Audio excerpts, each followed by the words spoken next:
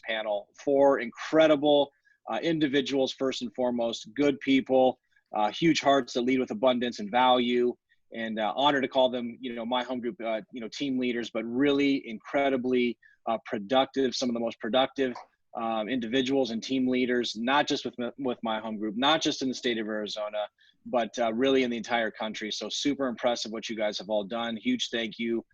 Tori, Becky, George, Josh, for all of you guys making yourselves available to share. So an hour, I know right now, is going to go by so fast. It's not going to be enough time. So I want to give all you guys, obviously, some time, to really give us some insight into who you guys are, the mindset that you guys have. How do we stay productive? How do we get agents productive? So let's just dive right on in here. Again, there's so much to cover. There's so much that I want to hear from you guys. And then again, everyone out there that's on the other end, listen to this, please post some questions in the chat and the feed there, and we'll hopefully get to all those, at the end, if we have any time. So first and foremost, I think everybody on there, again, that's on here has now made that choice. Okay, I am going to be starting a team, or I have a team and I want to grow, or kind of go to that next level. So again, I imagine everybody else that's listening to this has made that decision that they're going to be, starting a team and or growing a team. That's what we're here for today. So first question I have, when is it the time to start a team? Okay, kind of a two-part question. I'm gonna throw a curveball at you guys right out of the gate. Two-part question. When is it a time? When is it the time to start a team? And then how do you manage the time spent on production, if you're in that personal production, versus the time spent on that team success? Let's start with one of the ladies here. Tori, kick us off. So I think that for me anyway, the biggest thing for me in starting the team, it was always part of the plan. I used to own a real estate company prior in Tucson, so it was always part of my plan. I just needed to get my feet settled in the market, know the market, and get my own production up and heavy, so that way I could start to feed other agents as well.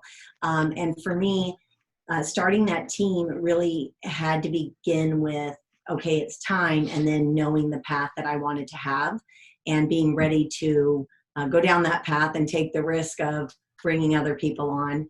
And then for me, as far as production goes, we're just in the phase now where I'm starting to give away more of the leads than I keep.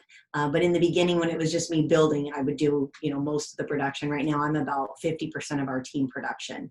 And as I continue to add agents on, the goal is to where all the leads that we take in, like the incoming leads from the internet and such, would be to the agents. And then I focus on the listings and my past clients in Sphere. Got it. See, I've always looked at this as like a two-headed monster, the left arm and the right arm, right? The left arm, or whichever one is the right here and now business, right? That's the sales, that's the production. There's big money in sales. I think we all know and recognize that. And then the other arm is the growth of the team. Really two different businesses that we're growing, right? You can build out the tools on the sales side. You can build out the tools and the resources on the team side. So again, when is it that time to start a team? And then how do you manage, like I said, that production, just to kind of reiterate the question, how do you manage the time spent on the production and sales versus the time spent on the team? Let's go to Josh on the same question. Yeah, and I'm really glad that number one, that you're asking this question, but also the second part to it, because I think it's so important, and it's the biggest reason that team leaders fail in this industry is they don't know how to manage that time trade-off, if you will. And when I say team failure rate, that's not that they drop out of the business, but that's they retract back into being an individual agent. So the first thing, and again, these are just my personal philosophies, but the first thing is I'm a big red light, green light guy, right? So I truly believe that you start a team and you grow out of necessity. There's nothing wrong with wanting to start a team and wanting to grow and expand, but you grow because it's necessary. So it's about identifying that capacity that you're at. So for me, I started my team in 2006, right after my first year in the business. And I did 48 deals that first year, and it hit a point where I wanted to double my business the next year, but I couldn't really even fathom how to add an extra deal a month to the business. Now that was back in the day, no DocuSign, no smartphone. So it took a little bit longer to do a transaction, but I was at a max capacity. The other element of it too, is you got to make sure that you're financially ready, right? Let's just say you hire a rock star admin. That person might have a total cost to the organization. Let's just say between $3,500 and $4,000, depending on benefits and things that you're providing them.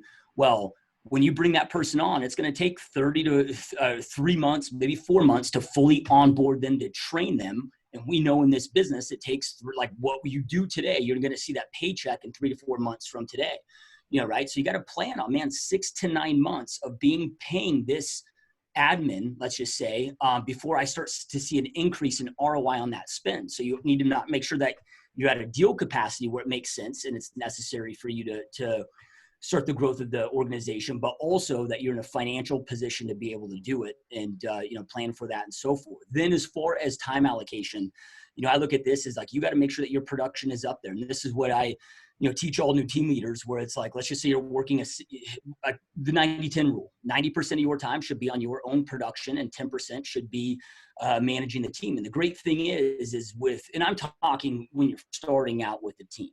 Obviously you're continuing to play red light, green light. So as the team production is going up, you can slowly start to slow your production and give more energy into recruiting, training, coaching, and so forth.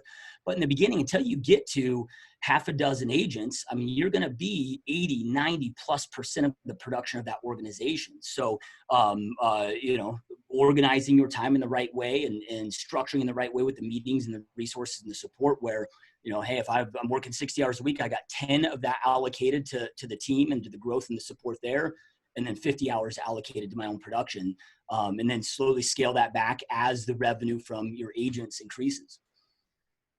Got it. Love it. Becky, same question. For me, when I knew it was right to start the team was when I just was exactly what Josh said. Like everything he said is exactly how it was for me. Just you get to a certain level where there are only so many hours in the day, and when like your things start falling through the cracks because you can't, there's only so many times you can show and so many hours you have to do the work. At that point is when I knew, okay, let's go ahead and start building the team from there. So and he mentioned 6. My number was like 5. Like when I got to 5 agents is when I could really start scaling back. So 5 is for us was the magic number. Right now I'm at about 20. I was at under 10% of the production for a couple of years. This year I did want to increase my production, so I'm at about 20% of the team production. But I need to back that back down because, like you mentioned, when you're doing that amount of transaction, it's like give and take. Okay, if you do more transactions, you have less time to dedicate to the team and training the team. You spend all your time training the team, you're going to lose a certain amount of production. So there definitely is a pull, give and take. You just got to figure out which one you like doing. And for me, I tend to go off. 1 year I'll talk, like last year I told my family, you're not really going to see me too much in 2020 because I really want to just bank as many transactions as I possibly can. So I'm not really going to see you next year. And then then I'm like, okay, I don't like this. I'm not having any fun. I got to scale back my production and just get back to working more with the team. So yeah, as far as time management, I don't know if anybody else has mastered that. I have not mastered that. I always tell George, I don't know how he sleeps. I don't know how he finds the time, but yeah, that is definitely something that is, for me, has been the impossible so far to find the balance between the right amount of training for the team versus, handling your own production. Running things so far that, talking about, kind of out of necessity and need and really ultimately creating leverage. And Josh, you said a line in the past that's always kind of stuck with me. 1% of 100 people's efforts is the same as 100% of your own.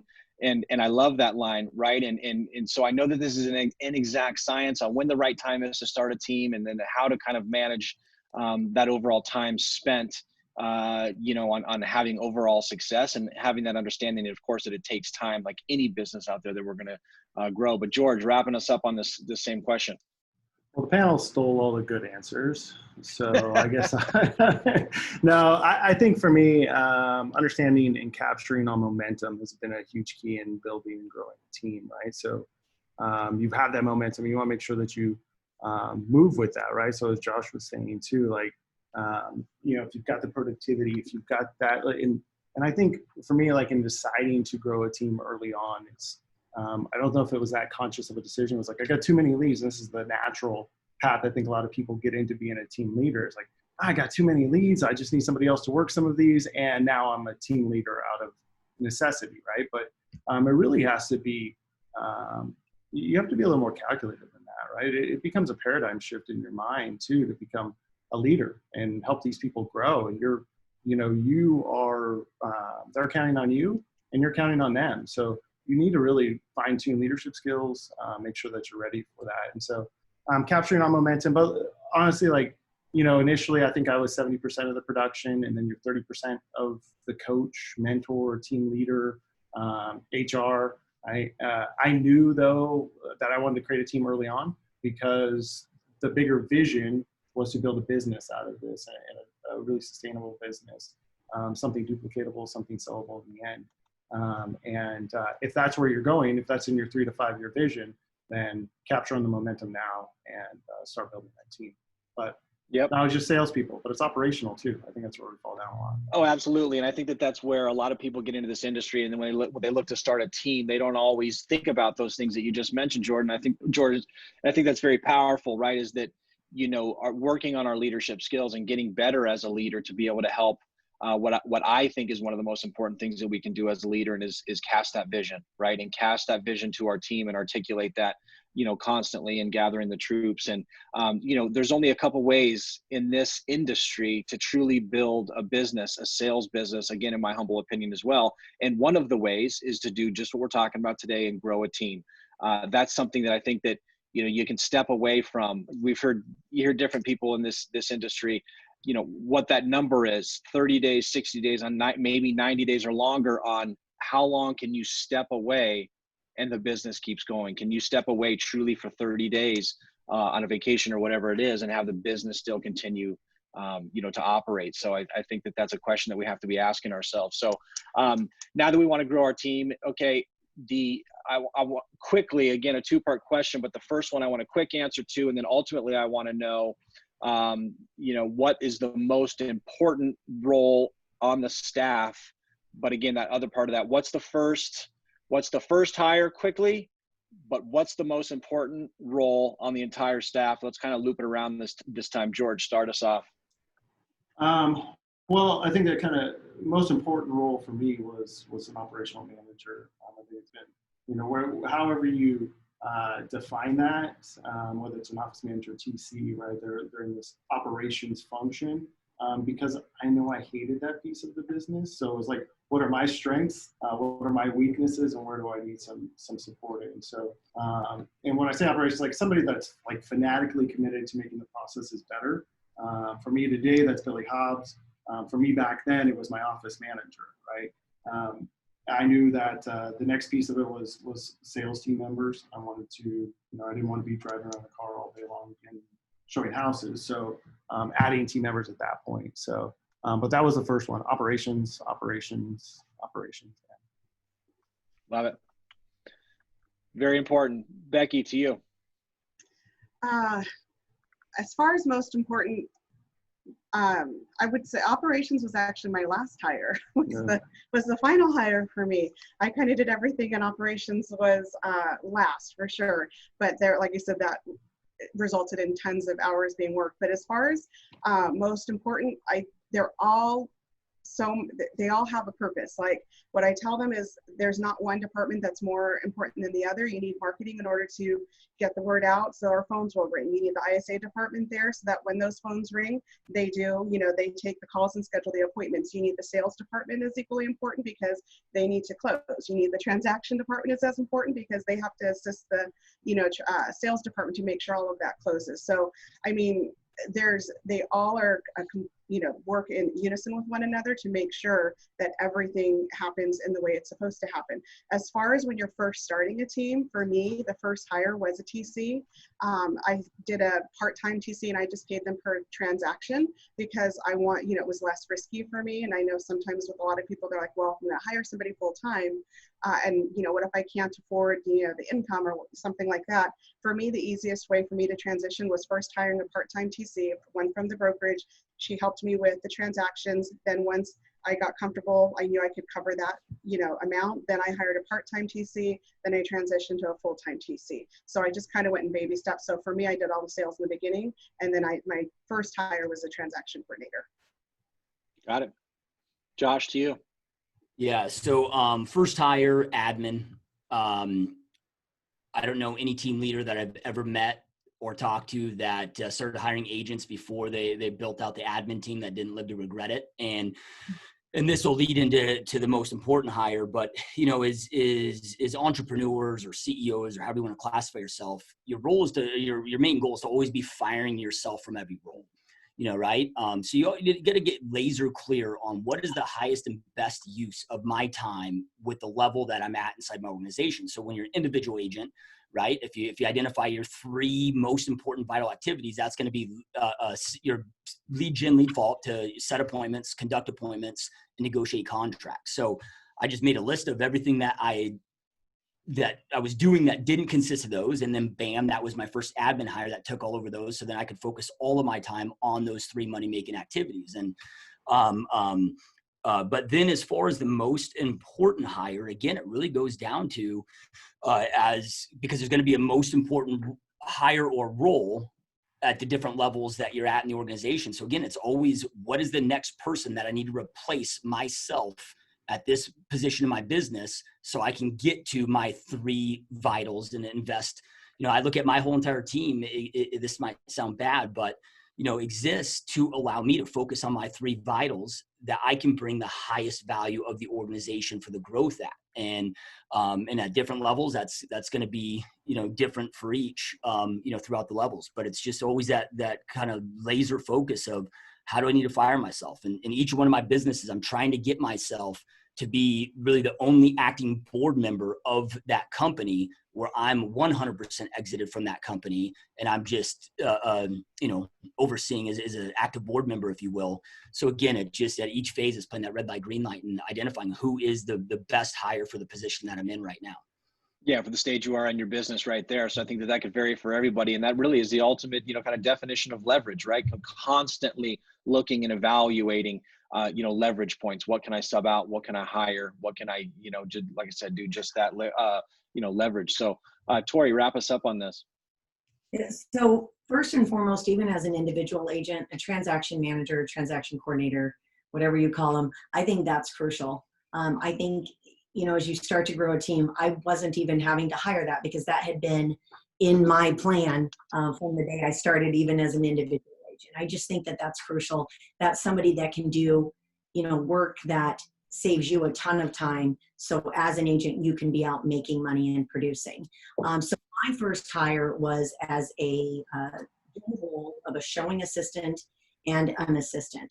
So in the field, he handled all of my showings and helped me manage to where I could double my volume of showings.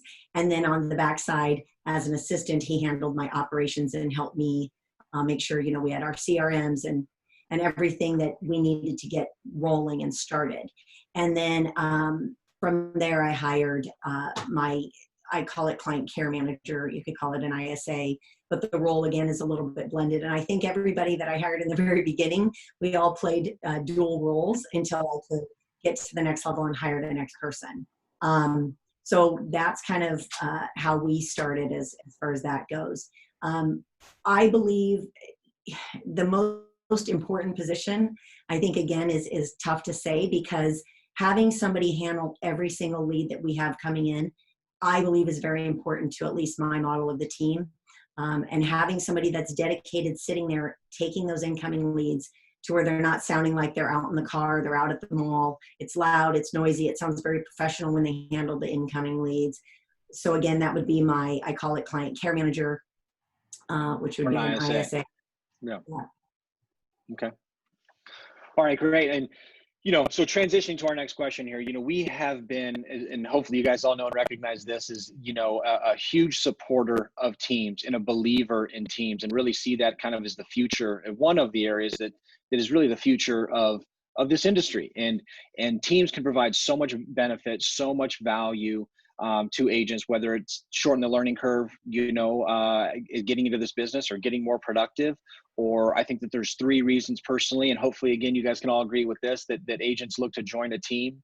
And, at the end of the day, the first thing, let's be real, is money or opportunities, okay, which lead to money for agents. Again, whether that be shortening the learning curve, getting more productive in a short amount of time, or again, leads or different opportunities. Or again, I think that second piece is that culture, the energy, which also can help people get productive, right? A culture of success and in collaboration and different things like that to get people, productive. And then ultimately that third piece is systems, in my humble view, on why agents, look to join a team. And so, again, there's so many areas that a team can step in, or a team leader can help, agents, with leverage and support, or any other benefits. So, all those things being said, what do you guys believe is the biggest need for agents in their business, and how do you guys help to backfill those needs? I want to start with Josh on that one. So again, to kind of clarify, what do you think is the biggest need in an agent's business? And then how do you as a team leader help to backfill or find a solution for those needs? Yeah, man, that's such a difficult question. Speaking in generalities. That's what I'm here for. Yeah. Each person is so different, right? People need different things, man. Some people need the accountability. Some people need the leads. Some people need the support. People need the community, the culture, being a part of a group. So, I look at it from me as a team leader. It's my job it's not my agent's job to accomplish my goals. I exist to do everything I can to provide the support, the system, the training, and the infrastructure to help each of our agents accomplish their own goals, whatever their goals are, right? So, but yeah, I mean, it's, I always look at, when I look at our team and this has always been my vision with it, is to become like a personal trainer, if you will, where like a paint by number system to remove the guesswork. I mean, the agent still has to put in the work, man. There's no escaping the work. I don't care whose team you join. If you want to go out there and create success, you got to put in a lot of damn work, right? But for them just to be able to show up and be then instructed on what that work is and what that plan is, and have that infrastructure and all of that support that's necessary for them to succeed. And that's our vision, man, to create the best environment that we possibly can to allow our agents to succeed at the highest level, hopefully in the quickest amount of time and in the most profitable fashion that they possibly can to accomplish their goals. And just having an obsession, consistent obsession to go out there and consistently be that for the people that our team is a fit for. We're not a fit for everybody. So. All right, George, let's go to you on this. Yeah, I think Josh nailed it, right? Like, what can we do to shorten the agent's learning curve to being productive in this business? How can I take you from 5 transactions a year to 50 transactions a year? What every agent needs is a little different, right? Sometimes they need that administrative support, transactional support. Sometimes they need leads. Sometimes they need coaching and accountability. What I found is once you figure out their why and what motivates them, and I go through some deal doctoring with them, I can figure out where the holes are in their business, and then we can help them grow from there. So we want to give them the system support, and all of that leads to go from 5 to 50 in 2 years rather than 10. Right. All right, Tori, to you. So for me, I'm going to say systems and processes is the number one thing that most agents do not realize they need to actually make this a business and not just be really good at selling a house. I think so many agents, when they first get started, that's what they look at their role as, is I'm going to go out there, I'm going to show a house, I'm going to have fun, I'm going to sell, and I can work a little bit and do it in my time. And that's not the answer. The answer is you have to have a system and a process in order to grow, scale, and you make it something that you can repeat and do in any market if you happen to want to move out of the city that you've grown in. And so systems and processes would be my number one. And then adapting our programs to the agents individually, like the other age, or like George has said as well, is that yes, you have to customize it. It's just like treating every client the same. You can't. You have to customize who you are to each of your clients. So we as team leads, we have to adapt our programs to who these agents are and what they need. But the very first thing that I see so many agents lacking is the understanding and knowledge that a system and a process is crucial to treating this like a business. And you have got to make this a business, not just fun selling houses. Right. Absolutely. We hone in on that and hammer that all the time, that agents need to act like this is a business. And again, we kind of breezed by that at the beginning. But we have to, you guys all, and I know this, I don't have to ask the question, you guys are all have entities set up, and I imagine paying yourselves a salary and different things like that. You're operating like a business, and it absolutely has to be done. And I don't mean to breeze by that because it's not important, but it's just kind of a given. I would expect. So Becky, let's wrap up this question though with you. all the same exact, everything that they all said, pretty much the same thing. I know for me, I would just say systems and the systems we have in place so that they can spend their time doing, as far as the sales agents go, doing what they do best, which is out there working with their clients face to face, showing and selling, the properties, and having the team handle everything else that they need assistance with. So focusing their energies on what they do best. And then also accountability is really big here.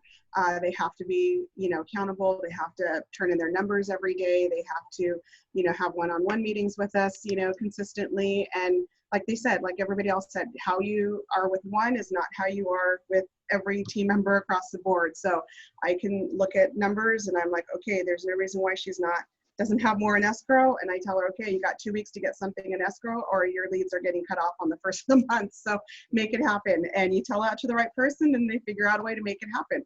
But if I said that to somebody else, they would I can't have that same conversation with every team member. So I think it's just really important to, when you do have a team, to really know the individual person, why they're doing this, what they're doing it for, what their goals are.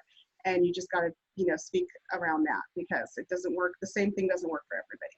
Yeah, fully agree. And I want to transition into a couple of things you guys have mentioned, the accountability and productivity piece, and then the systems and the technology, okay, that you guys have kind of all mentioned. So what are those? And Becky, I want to start back with you, and then we'll loop around here. What specifically are those systems or technologies that you can provide as a team leader to add value and ultimately get folks more productive? Sure. So when it comes to actual systems, as far as lead management, they are given Boomtown, so everybody works out of Boomtown. They have no choice but to work out of Boomtown. I want to see their calls. I want to see their texts. I want to see their notes. I want to see their emails. Josh doesn't want to hear this. Boomtown. Oh, yeah, he doesn't sorry. want to hear that. So yes, they have to. So we use Boomtown as far as that goes. We use BombBomb for the videos. We use Call Action for the lead capture, phone number lead capture. So they have access to all of that. They have access to as far as support goes, they're going to have access to like a transaction coordinator, a listing coordinator. We do have a client concierge that's here, and she helps them if they reach a certain level of production. She helps them with things like prepping their closing gifts, dropping off flyers if they're a listing agent, those little like errands that every agent has to do, but we don't have the time to do. She helps them with all of that. We did implement the past 30 days, what we call a field service, and she helps them if they're out in the field and they're showing, especially in this market, again, if they reach a certain level of production, they call her, they say, hey, I need you to write an offer for 123 Main Street for someone, XYZ client, and she can run that offer, she can prep the offer and have it ready for them, especially in this market. Time is of the essence. She can also run comps for them, whatever it is that she needs to do, she assists them with that. So they have the system part, but then they also have the support of having to, getting some of that extra work done that they don't have to do. Becky, a lot of things you just mentioned cost money, and thank God, obviously you're very, very, productive, and you've created a business model that is successful, that you can provide those things.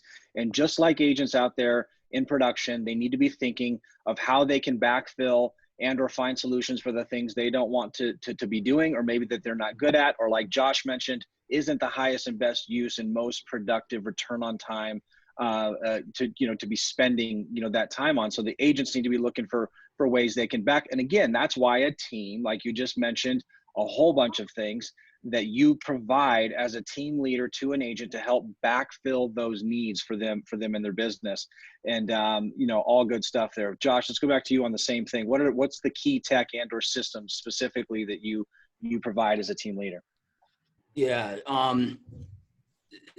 And without getting, because there's so many systems that we all use for different things, whatever, I'll kind of go into the major systems that we run our business on. And the good thing is only one of them costs money. I'm not a fan of spending money that's unnecessary. So most of our businesses ran off of Trello and Google Drive. Both are 100% free. So we have a whole entire playbook that is, we have a physical copy of the playbook plus an online university of the playbook, which breaks down every element of our business from every aspect of it that we do. Then we have that duplicated on a Trello board where our agents can download a Trello app, right? So it's like, okay, hey, I set a appointment with this buyer, right? Just set an appointment over the phone, right? They just go down, okay, this lead name, collected, they set an appointment that will fire off the next 5 steps, right, that they need to do for that. Okay, that they no-showed, right, boom, that fires off the next 5 steps. So all of that stuff, like the if, then, this, that, can be done in Trello, which I'm a huge fan of Trello. Number one, it doesn't cost any money. It's very easy to use, build out, and so forth. And it's very popular and user-friendly in the real estate space. Google Drive, man, I use and abuse it, dude. We create all of our checklists, operations manuals, all of that. Plus, like, I just love Google Sheets, man. Right? There's nothing that I can't not track in there and keep it that way. And then, so then outside of that, basically, it's our CRM, Perfect Storm. Which that we do all our transaction management through there, work every lead, every client, everything that's under contract, right? So if I have a listing that's under contract, bam, it'll spit out our 58, checklist points that needs to happen. It'll assign it to the listing coordinator, what the transaction coordinator's for. Everything can be managed in there, all the way through closing, past client, and so forth. So those are the kind of the main core systems that we utilize to really run the team on. But, let me just kind of end with this. The most important thing with the system, you guys, is think of a system as just like an assistant, right? Like, you're going to have a process. Think of that as your instructions that you're feeding the system. So the best systems that you're going to dive into are the systems that can execute on the instructions that you feed it. So number one, you got to be very clear on the instructions, the processes that you're going to feed this thing. Number two, make sure that system can execute on the instructions that you want to feed it, right? Anyway, I'll shut up and end with that. No, that's good stuff. And we use a lot of these systems as well. And in Trello, for anyone that doesn't know what Trello is out there, maybe they've heard of a system called Slack. Ultimately, what that is, to kind of clarify, is a shared workspace environment. We've seen the communication, the collaboration, within our respective organization, go to another level. And just so I use it in my personal life to manage things as well. It's a Google search away on how to operate it efficiently. Very, very simple, easy. But again, it's a shared workspace, almost like a project management, type of a tool. And I'm a huge fan of Trello as well. So, Tori, let's go to you on this. So I think for us, CRM is everything, and we do use Boomtown as well. One thing I can say, though, that My Home Group offers that I think is spectacular as a newer, if you are starting a team, you can use the Boomtown platform through My Home Group at far discounted costs. As you build up, that's what we did until we got to the point where it was like, okay, we're ready for our full-on, 17 users and all that good stuff, and paying the full bill of a CRM platform. I would not recommend trying to change CRMs 2 to 3 times because you get told something's better. We did that as well, and that was a fun mess in the beginning. But I think a CRM, as far as for me, as I started the team, I knew the importance of a CRM because I was doing 25, 28 million on my own. The highest I did without an assistant was 24 million by myself without an assistant. And as I got the assistant, I was able to do more. But the reality was that I knew that there was no way I was going to be effectively managing my book of business without, I always tell my agents, your Boomtown is and they'll say, brain. It's your brain. It's going to think for you because of, what we put into that, all the drips and all the reminders and everything. But if you follow that, you're not going to drop the ball. And I think that if you don't have a system in place to follow up, especially if you're trying to do volume, and as you become a leader, your agents are going to want to, you to lead them to not drop the ball and to show them how to do things effectively. And so CRM for us is big. And then I do think that, we do our closing gifts. We've standardized them. Again, it's a growing process, right? We didn't do this when we started. It was like, okay, we'll buy this for this client and customize this. So now all of our gifts are done. They're here, they're ready for pickup, and then the agents can customize them and make them bigger if they want to do that. But as far as for us, it became, okay, this is systematic. And the more I could systemize everything in the process, it became easier for my agents. Again, having this person handles the input, all the listings are done by our, transaction manager on the listing side, and then we have one for the buyer side. And these are their roles, this is your role. But as much as we could standardize that for the agents, because the more time I can put those agents with their clients and working their book of business, the more they're going to be successful and be able to achieve their goals. And then we also obviously individually do a business plan for them. And then we do checkups. We do weekly meetings, we do daily calls. I have some agents that check in with their calendars every single day. But I think that, again, it's the more of the systems and giving them the tools to be effective and to not drop the ball on a client. Oh, good stuff. Love it. Thanks, Tori. Let's go to you, George. I'll jump on that CRM bandwagon too. I think obviously a CM is a crucial piece for your agents to have. We're a Boomtown team as well, but I think if I was a new team leader, the things that I would look for obviously is that, as Josh said, like, can they perform the functions and the tasks that we're asking them to do? But then as a team leader, what's become more important to me is how easy is it to get data in? How easy is it to get data out? And some of these don't play well with others. There's a few systems that do. Follow Up Boss is a good one that just has some open, integrations that I can pull information out of a lot easier. And so with that too, I guess goes into the next system we use a ton, right? As a team leader, I need to see on like one dashboard, one scoreboard, how is my team performing, my sales team performing financially? How is it performing within the CRM? How is, all these things that are key indicators of whether our business is performing or not. So we have like a business insight software. We use Grow. There's several other ones out there. But we pull a lot of data into Grow from QuickBooks. We pull it in from our transaction management system, whether it's, we use Brokerment, and then we also pull stuff in. Well, we pull it out of Boomtown to a G Sheet and then into Grow, right? So we're also a Google Suite company. So G Suite is where we live and breathe. But we found project management, like you guys were saying, Trello, Slack. We use a system called Monday. Monday.com is just, it costs, it's a little more expensive, but it can gamify things a little bit more. It can, the collaboration, and then some of the templates that they have built out for project management is a little easier for me to see what's going on as opposed to Trello, right? So those are ones. Good stuff. Heard good things about that for sure. So Yep. Guys, really, really good insight so far, and still so much I want to cover, right? We talked, obviously about, when the right time, first hires, most important hires, the tech and the systems. And now I kind of want to, switch gears. Hopefully we're all ready out there to hear on how we grow. And, we're starting to almost, call me what you will, but, not liking this word, recruiting so much anymore.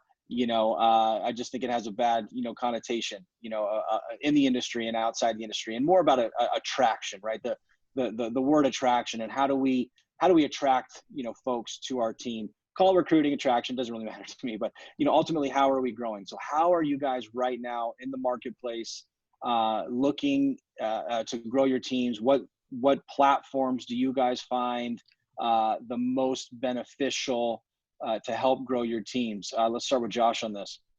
Yeah, so I'm the opposite of Jeremy. I hate the word attract and I love the word recruit. Attraction just sounds like the hippie that, I just attract people. I just attract buyers and sellers. They just come to me. No, dude. Like, you go out there, you have an intentional game plan, and I'm out there recruiting, right? So, and look, you guys, I think the mentality, a lot of people think the mentality shifts from a team leader to an individual agent and so forth. And as George mentioned, your success or your ability to be successful as a real estate agent really has nothing to do with your ability to be successful as a team leader. I mean, that's just kind of the given. You don't start a team unless you're a successful realtor. Then from there, it's how good the leader are you, how good of an entrepreneur are you, and so forth. But with that, right, like, we're either recruiting buyers, we're recruiting sellers, or recruiting agents. And you might get to a point, like, I haven't sold a house personally in 6 years. I've been out of production for 6 years. So my full job is to go out there and recruit agents and so forth. So, but you want to treat recruiting agents as intentional as you guys do, when you're ready. And if this makes sense for you to be at this growth level, but the more intentional that you can get with it, the more that you're going to recruit. But getting as intentional as you would for recruiting buyers and sellers, just like for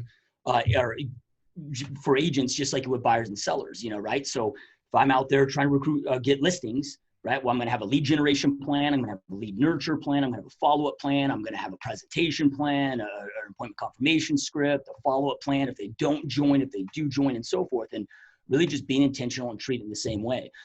For me, whether it's buyers or sellers or agents, like, I like online marketing. Now, I know that's not be a path for anybody, but the best thing that I've done to recruit agents is start the podcast. and continue to hammer the podcasts, which is where we get most of our agents reaching out from the podcast. Love doing events, right?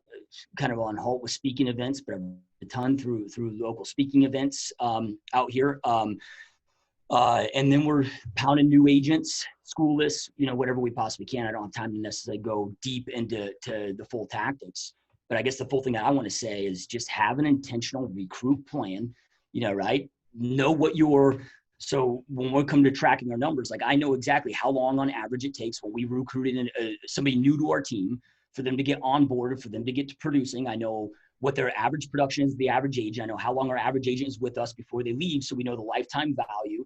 We know our attrition ratio. And then we know at what level, what we want to grow at, the level that we need to recruit at to make sure that we're hitting our growth goals and so forth. So what system do you, Josh, what system do you use for that? Or are you just compiling that through various systems? Google Drive, man, Google Sheets. Yep. So just kind of exporting the data for whatever system and putting it together and essentially crunching those numbers.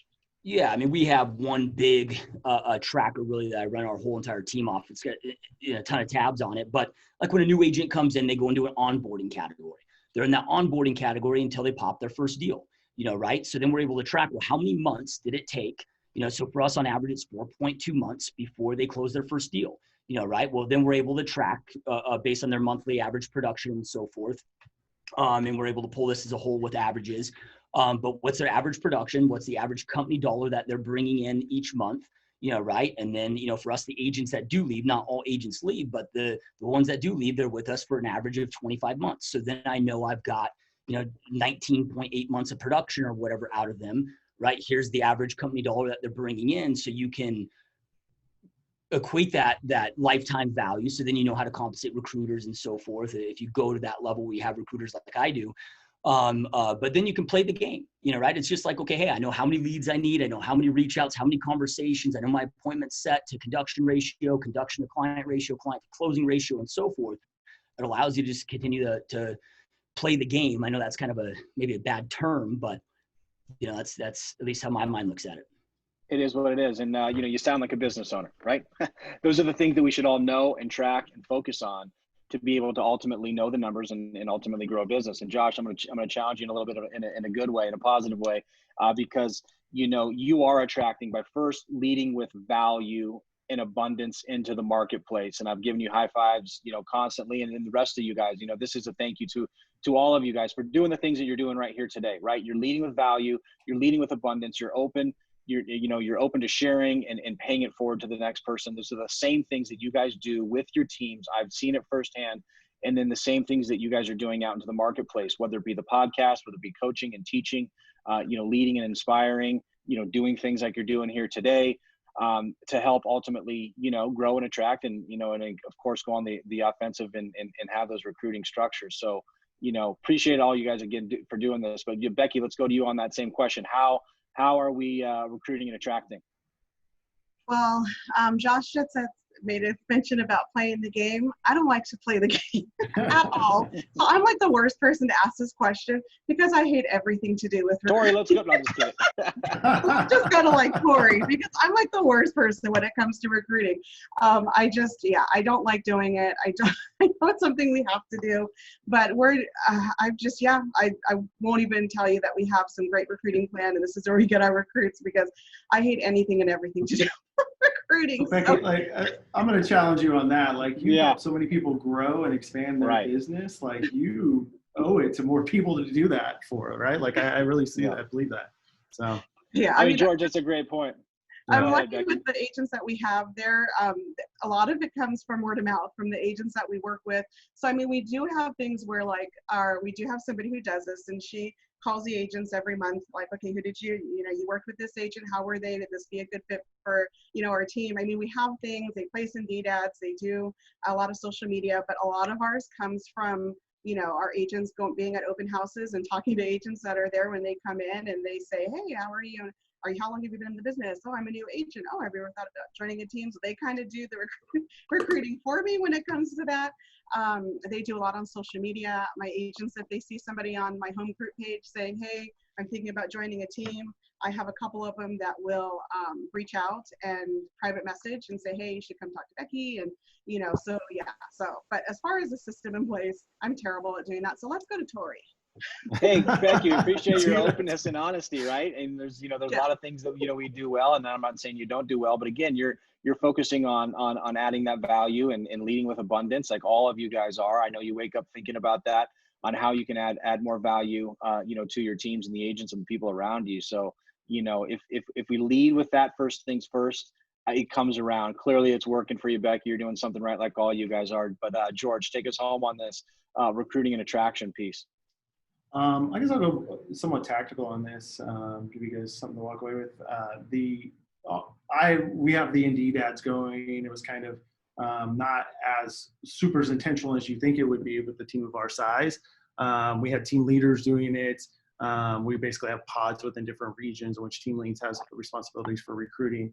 But we shifted to like quarterly sprints, and this is something that has really helped our business really come into a hyper focus within the recruiting and attraction area and I can also take resources from other parts of the business. If it's on a specific timeline, you're like, okay guys, for the next 2 weeks, this is what we're doing, right? And our quarterly goal is X.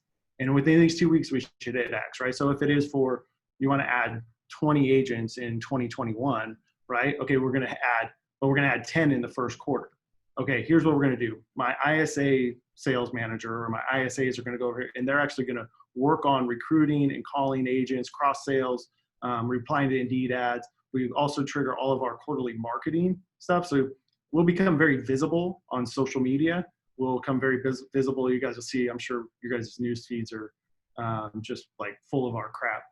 But like Phoenix Business Journal, we're getting an award there. You'll see that come up in the news feed. You'll see videos. You'll see all this. So that top of mind is there. The brand awareness is there. But that also falls right in line. Okay, this is going to go first, then this is going to go, and then we're going to start our quarterly recruiting sprint. So think of it in that way. Like all of these things work hand in hand, and I don't have to have like a full-time recruiter to be able to fill our recruiting needs. I can take these resources from I can take marketing. I can pull in inside sales. I can pull in operations if we're doing it on these project bases. So.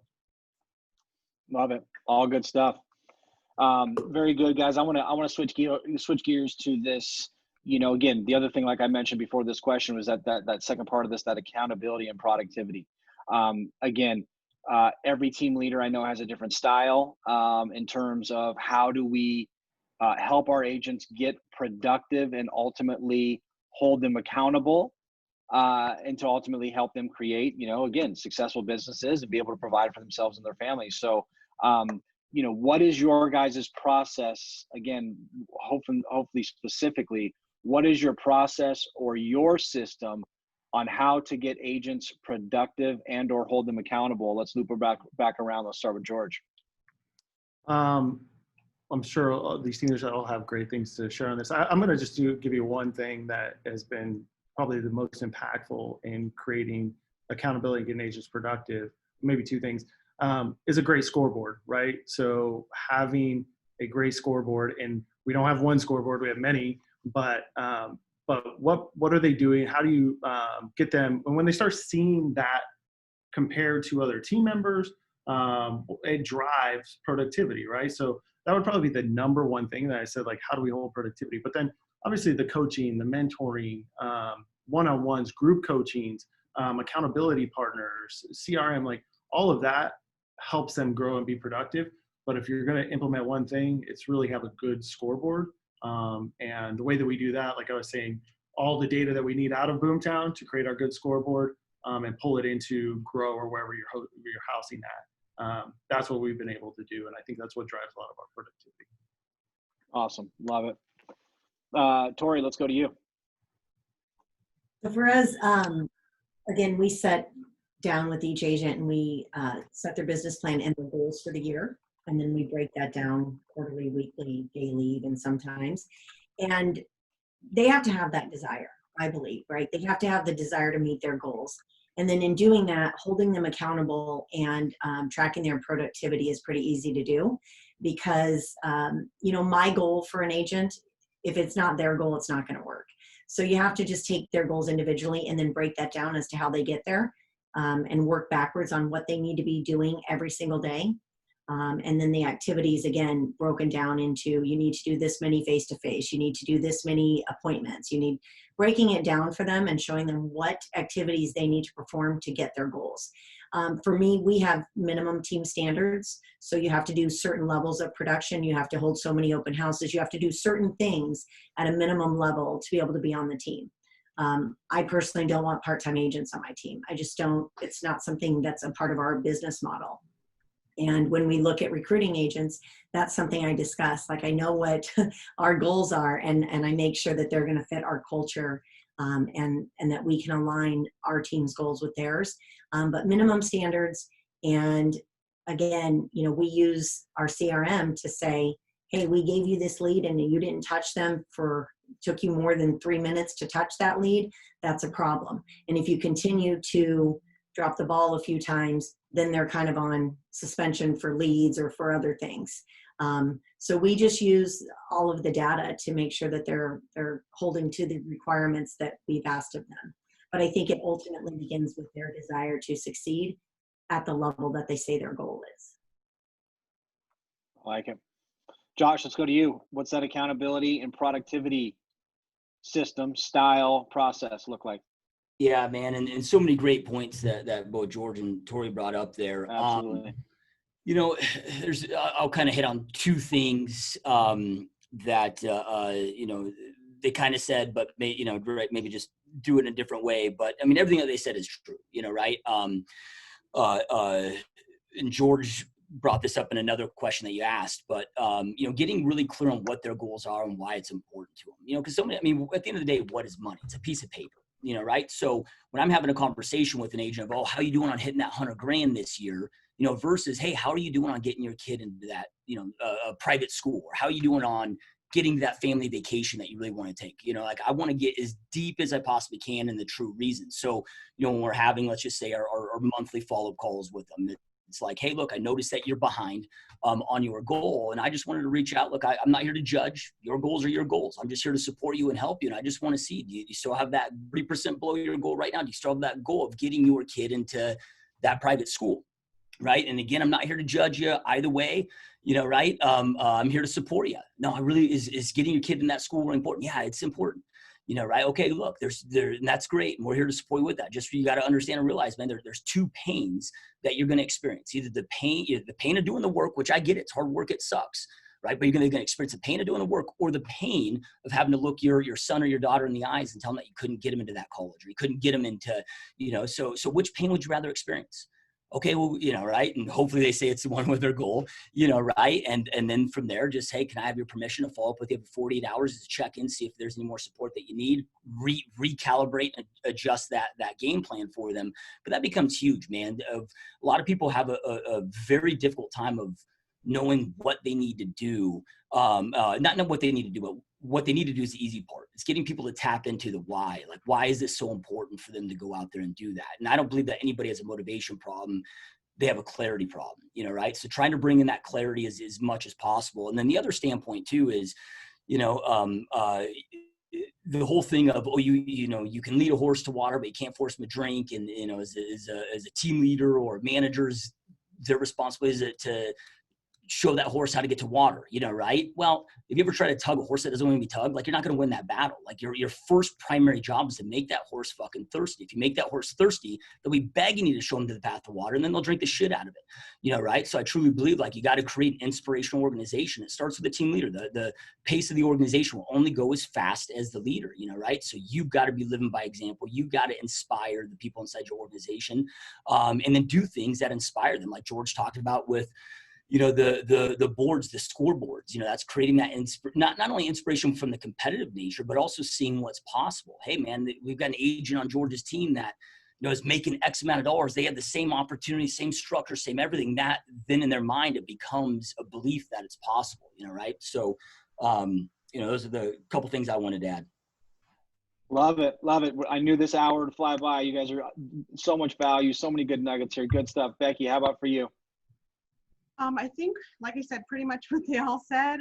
George hit the nail on the head when he said scoreboard. They never want to be at the bottom of that, scoreboard. So I think making sure that you are doing that. We do, like I said, they add their numbers in every night. They're required to do that, and then I'm able to look at it and say, okay, this person doesn't have this many deals in escrow, what's going on? It's easy to look and say, okay, they're not making enough calls, or they're writing lots of offers but not getting them accepted. So is there a gap there that we need to look at? Are they going on, appointments and not, getting the listing signed? Like, it's easy when those numbers are calculated to figure out where to identify where the gap's at. We do one-on-ones, we look at those numbers, they get coached by my coach. So, there's a lot of that goes into it. But I think kind of what all of them pretty much touched on is knowing what their individual goals are too, and helping them, remind them of what those are, or, bringing that back up.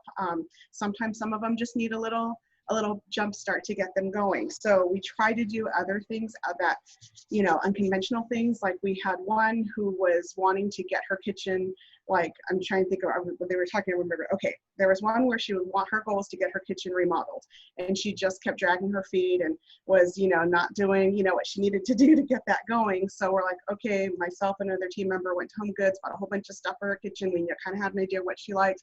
We showed up at her house. Okay, let's at least get this going. So we got the decorating part for her started, and that kind of gave her the jump start that she needed to continue. Then she wanted to continue on. She had a starting point. She just needed that little nudge. So identifying what those the little personal nudges are in order to get them. Sometimes that's all it takes is a couple $100 worth of, little things that they didn't expect in a surprise visit. And, she got going what she needed to do. And now she had that thing to work towards. So sometimes So many good, little things. so many good takeaways. And like you said, what's important to every single person from one person to the next is what's important to them. And each one of those things is different, and tapping into what's important. And, I love the scoreboard piece. Agents need to know how they're winning the day, and it has to be what we like to call it, a lead measure scoreboard. You can look at the closing scoreboard. There's a whole bunch of different scoreboards we can look at, but the lead measure scoreboard of the activities that we are doing on a daily basis to get us to those results, and how do we track those things. And that lead measure scoreboard, I think, is very, very important, and also challenging to create, and then get agents to, have eyes on that and keeping folks accountable. One of the processes that we've always implemented around here, and I know Josh and George are familiar with this one, and potentially the ladies as well, but it's really a 7-step process. It has to be the agent's buy-in and commitment. Like you said, we can't just lead that horse to water. They have to want it, right? So that means it has to be authentic and real to them. They have to buy in on what they're going to do. So it's simply, did you have a commitment? Did you keep and achieve that commitment, right? If the answer is no, then it's simply what got in the way, not why didn't you do it, because that makes people defensive. We've heard this, but again, what got in the way? We have people in this office that have that sign posted up next to their desk.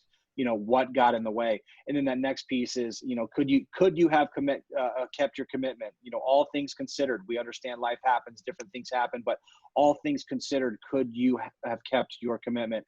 Then it's, what did you learn? Do you want to recommit? Do you want to make a recommitment? Again, an authentic to them commitment. And then, acknowledging agents for what they did achieve. I've always loved that. It's another one of those ones that's always resonated with me, that I've liked, because again, it's authentic and real to the agents. And us as leaders, it's not to judge people, to bash people, to put them down when they haven't been productive, but to help be there as an accountability source for them. And then again, it's just specific, measurable, trackable goals on did you do it, did you not, right? It has to be specific versus something that's open-ended and or not specific. So again, guys, we're a minute over here. Respect for everybody's time. If everyone can maybe take 30 seconds to a minute and just say a last minute of advice, and then we'll let everybody go on your way. Huge thank you guys for doing this. Really, really appreciate you. Becky, Tori, Josh, George, thank you guys so much for this. This is really, really awesome. Like I said, I knew the hour would go by fast. Last minute of advice. Let's start with Becky. I would say when you're bringing on a hire, make sure that you train them properly. Like if your first hire is going to be that TC, you got to give it time. You got to properly train. We can't blame other people if we don't teach them. I know it's always hard to do up front, but invest the time in training people from the get-go, and it's going to be, instead of just, continuing to hire and hire and hire and fire and do that all over again. Yep. Good point. Tori, let's go to you. Say, get your business plan ready before you jump. Get your business plan in place, know what systems you're going to use, know what your processes are, and move forward from there. Good. George, let's go to you. I would say, make sure that you SOP. So like, as you're getting ready to hire, like you're writing these things down, you have your playbook, and that it's easier to train that way. And of course, align with an amazing brokerage like My Home Group. Hey, George. That's right. That's SOPs, guys. Definitely. Checks in the mail, bud. Yeah, thank you, dude. Josh, take us home, my man. All right, man. So think long-term, get clear on long-term. This was one of the biggest mistakes I made in growing my team is I set the wrong targets. I look at my business is a vehicle to allow me to live the life I want to live. Like, I don't think any of us live to work. We work so we can go out there and live. So think at a very high level. Okay, if I'm going to invest these 5, 10, however many years it takes to create the business that you want, like, what does that look like? If I'm going to sacrifice these blood, sweat, tears, all this time and so forth, eventually that business must reciprocate. So for me, my whole, mission when it comes to my business is I want to be able to make the money that I want to make, but then be able to do what I want, when I want, with whom I want. So I honor freedom of location, freedom of time, and so forth, right? So getting very clear on eventually, what does this business vehicle need to reciprocate to give back to me to make all of this sacrifice worth it? Because you guys are going to have to sacrifice so much, not in a negative way, but in a good way, if you have this right vision, so you can make those right decisions, so you can build that business that allows you to go out there and live the life that you want to live, and then start making those decisions, your business plans and all your decisions based on how your team operates, that is getting you one step closer to building ultimately the vehicle that allows you to live the life that you want and deserve. Love it. So good. Guys, huge thanks to you all again. I can't thank you enough. So much value, so many good nuggets. Thank you guys all for doing this, continuing to lead with abundance and value, and being open books and willing to share and paying it forward. Cheers to all of your continued success, not just personally, but professionally as well. And again, thank you all so much, and hope to see you all soon. Thanks, everyone. Thank you, guys. See ya. See you guys.